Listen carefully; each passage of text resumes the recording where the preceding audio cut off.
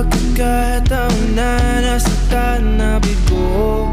Mukhang delikado na naman ako. Bakit ba kinikilig na naman ako? Pero ngayon ay parang kakaiba pag nakatingin sa iyong mata.